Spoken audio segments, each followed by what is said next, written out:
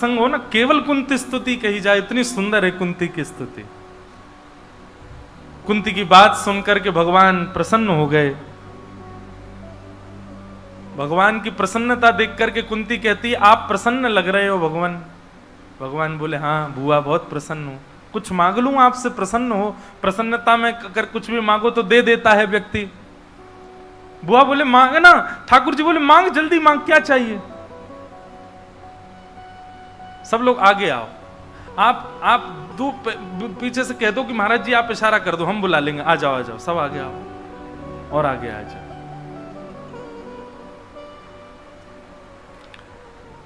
सब लोग खिसक आओ।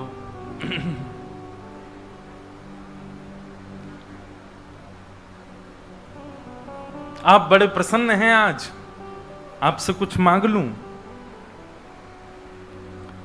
भगवान बोले, मांगो ना बुआ, तुरंत मांगो, क्या चाहिए तुमको। बोले, पहले तो वचन दो, जो मांगूंगी सो दोगे। ठाकुर जी बोले, इसमें वचन की क्या आवश्यकता है, जब मैं प्रसन्न हूं तो जो मांगूंगी सो दूंगा। बोले, नहीं नहीं नहीं, पहले वचन दो, जो मांगूंगी सो दोगे।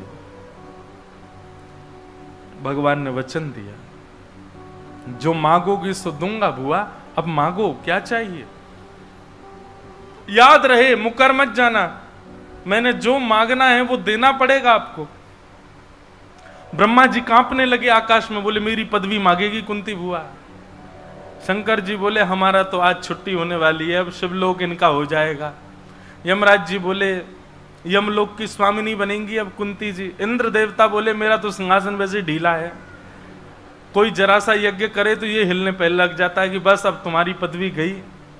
सब कांपने लगे, क्योंकि ठाकुर जी ने वचन और दे दिया है कि जो मांगोगी सो दूंगा। कुंती ने अपनी झोली फैलाई और फैला करके भगवान से कह रही है, विपदा संतु न सस्वत तत्र तत्र जगद्गुरो भवतो दर्शनम यत्स्यात् अपुनः भव दर्शनम। कुंती ने जैसे ही मांगा, त्रिलोकीनाथ स्तब्ध हो गए। ये कैसे दे सकता हूं मैं। कुंती कहती है, संसार में जितनी भी विपत्तियां हैं, जितने भी कष्ट हैं, जितने भी दुख हैं, सब इस कुंती के जीवन में आ जाएं, ऐसी कृपा कर दो नाथ। मैं बहुत दुखी हो जाऊं, मैं इतनी कष्ट में आ जाऊं कि मेरे जीवन में एक क्षण के लिए भी सुख ना रहे, मैं बस कष्ट में व्याकुल में पड़ी रहूं। ठाकुर जी बोले, बुआ क्या मांग रही हो आप, कोई कष्ट कैसे मांग सकता है, और वो भी वह व्यक्ति जिसने जीवन में कभी सुख नहीं देखा। महाभारत में 3 क ऐसे हैं, क शब्द से नाम शुरू होता है उनका। 3 क शब्द से प्रारंभ होने वाले व्यक्ति ऐसे हैं जिनके जीवन में बिल्कुल सुख नहीं है। यदि अपना दुख कभी बहुत ज्यादा लग रहा हो तो इन 3 क को उठा करके देख लीजिएगा। पहली कुंती, दूसरा कर्ण और तीसरा श्री कृष्ण। अगर आपको अपने कष्ट बहुत ज्यादा लगते हैं तो कभी ठाकुर जी का जीवन चरित्र भी पढ़िए। जन्म कहां हुआ, जहां बंधी बांधे जाते हैं, जेल। जन्म लेते ही माता पिता को त्याग दिया, और जिन माता पिता से संबंध बनाया, जिन ब्रजवासियों से प्रेम किया, 11 वर्ष में उनको छोड़ दिया।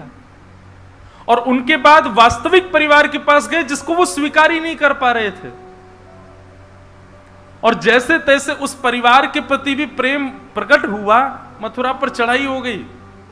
और इतने बीच में भी मथुरा कंस वध के बाद और मथुरा में चैन से रहने तक के बीच में भी भगवान सांदीपनि गुरुकुल पढ़ने गए थे। बेचारे आकर के मथुरा में बैठे ही थे, सांस ले रहे थे कि अब थोड़ा आराम करेंगे, तो पता चला कि जरासंध ने युद्ध कर दिया, छेड़ दिया। 17 बार जरासंध को हराया। 18वीं बार जरासंध ब्राह्मणों की सेना लेकर के आ गया, जिसको भगवान मार ही नहीं सकते। भगवान कह रहे हैं, भाई ब्राह्मण गौ संत सेवा, इनकी तो ये तो मेरी सेवा के अधिकार, इनको कैसे मारूं मैं। वहां जरासंध से युद्ध करने के लिए ठाकुर जी चिंता कर रहे हैं, अब क्या करूं। तभी पता चला मथुरा पर काल यवन ने चढ़ाई कर दी, 2-2 राक्षसों ने एक साथ चढ़ाई कर दी। तब भगवान रण छोड़ करके भागे। पूरी दुनिया ने उस समय पर ठाकुर जी नाम किया, रण छोड़ कह करके पुकारा।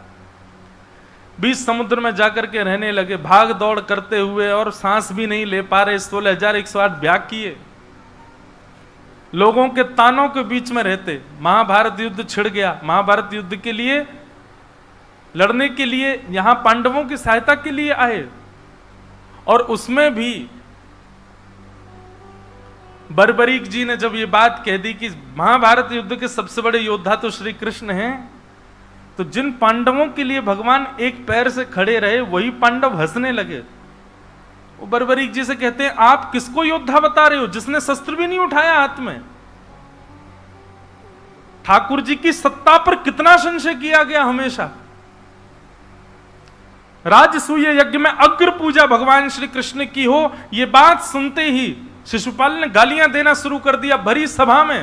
और वो छोटी मोटी सभा नहीं थी, तीनों लोक के महास्वामी बैठे हैं, तीनों लोक के देवी देवता बैठे हैं, उनके बीच में गाली देना शुरू किया। हमको कोई 4 लोगों के बीच में गलत कहते हम सह पाते हैं? ठाकुर जी सहते रहे।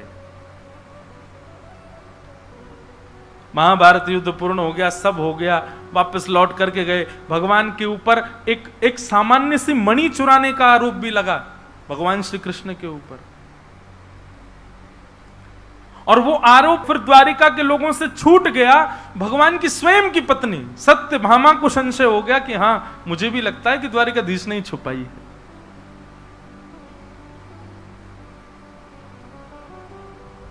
समंतक उपाख्यान पूर्ण हुआ ही था, कुछ दिन की बात थी, यदुवंशियों में लड़ाई हो गई, आपस में लड़ झगड़ के सब मर गए, अपने वंश को ही नहीं बचा पाए। एक वृक्ष के नीचे बेचारे केवल बैठे थे, अपनी पूरी लीला का चिंतन कर रहे थे, तभी एक बेलिया ने उनके पैर में भी बाण मार दिया। ऐसा जीवन जी पाएंगे हम?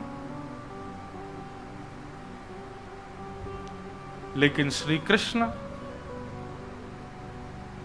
कभी अपने जीवन में आई हुई परिस्थितियों से विचलित नहीं हुए, प्रसन्न ही रहे, प्रसन्न भाव में ही रहे। ऐसी दूसरी क है महाभारत में कुंती।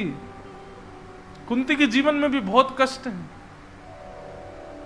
राशि एक ही है ना, कष्ट और कृष्ण, कष्ट और कुंती, कष्ट और कर्ण। कर्ण का भी वही हाल है। तो कभी अपने दुख बहुत ज्यादा लगते हो, कुंती का चरित्र देखिएगा, कभी अपने कष्ट बहुत ज्यादा लगते हो। आपको पता है भगवान कृष्ण को इतना सुन लिया हमने, इसलिए हमको लगता है कि सामान्य है, पर कभी प्रैक्टिकली सोच करके देखो, आप सह पाओगे उस चीज को जो भगवान श्री कृष्ण ने सही है। और तीसरा है कर्ण। कर्ण ने भी बहुत कष्ट सहा अपने जीवन में। हर व्यक्ति के जीवन में 5 अग्नि आती हैं, ध्यान से सुनिएगा। उसके जन्म से लेकर के और उसकी मृत्यु पर्यंत 5 अग्नियां उसके जीवन में आती हैं। पंच अग्नि, पंच अग्नि मतलब 5 बार ऐसा समय आएगा वो व्यक्ति टूटने से भी ज्यादा बुरी स्थिति में आ जाएगा। और उन 5 अग्नियों में कोई जल उसको शीतलता नहीं दे सकता, केवल और केवल कृष्ण नाम के अलावा। केवल कृष्ण नाम रूपी फव्वारा चल रहा होगा तो ही वो 5 अग्नियों में शांत हो पाएगा। ऐसी स्थिति जीवन में आएगी, ऐसी परिस्थिति आएगी, चाहे वो तन की आवे, चाहे मन की आवे, चाहे धन की आवे, किसी भी रूप में 5 बार जरूर आएगा उसके जीवन में ऐसा समय कि वो विचलित हो जाएगा। कई लोगों का तो जन्म लेते ही आ जाता है।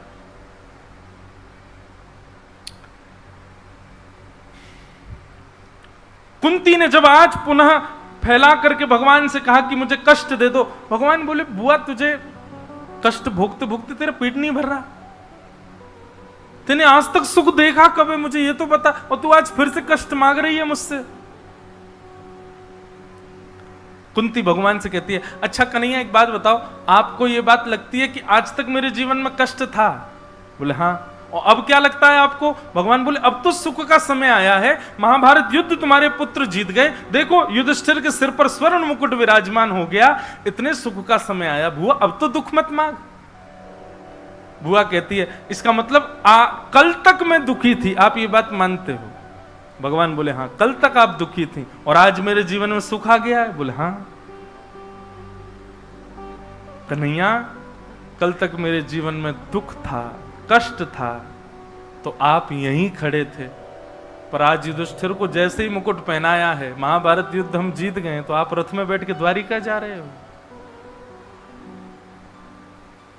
मुझे नहीं चाहिए वो सुख जिसमें श्री कृष्ण मुझे छोड़ के चले जाएं। मुझे वो कष्ट, मुझे वो पीड़ा, मुझे वो दुख बहुत प्रिय लगेगा जिसमें श्री कृष्ण मेरे पास खड़े रहे, जिसमें मेरी कृष्ण की स्मृति बनी रहे। वो कष्ट मुझे चाहिए। ठाकुर जी के नेत्र सजल हो गए।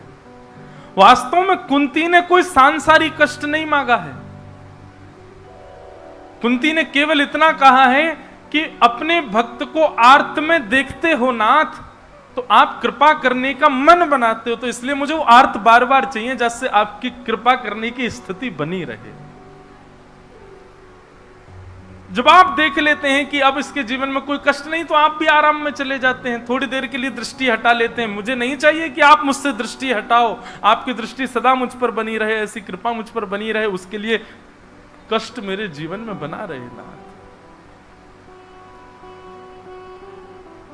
कुंती की बात सुनकर के बंधुओं, वैष्णव के लिए सबसे बड़ा कष्ट क्या है? विपदो नैव विपदः संपदो नैव संपदः विपद विस्मरणम विष्णु संपद नारायण स्मृति। ठाकुर जी की याद बने रहना ये वैष्णव की सबसे बड़ी संपत्ति है, और ठाकुर जी को एक क्षण के लिए भी भूल जाना ये सबसे बड़ी विपत्ति है वैष्णव की। कुंती ने आज भगवान से वही विपत्ति मांग ली। ठाकुर जी ने कुंती को अपने हृदय से लगाया और कुंती के प्रेम के वशीभूत होकर के ठाकुर जी बोले, बुआ मैं तुझे वचन देता हूं, जब अपनी लीला पूर्ण करके जाऊंगा ना, केवल तुमको साथ लेके जाऊंगा। और वही हुआ। जब अर्जुन ने लौट करके आकर के पांडवों को बताया कि भगवान श्री कृष्ण अपनी लीला पूरी करके चले गए शब्द सुनते ही बाकी सब तो शोक में आए, पर कुंती के तो प्राणी निकल गए उसी समय। जैसे ही पता चला कि श्री कृष्ण अब नहीं है, श्री कृष्ण लीला पूरी करके चले गए, तो कुंती भी भगवान के साथ ही गई।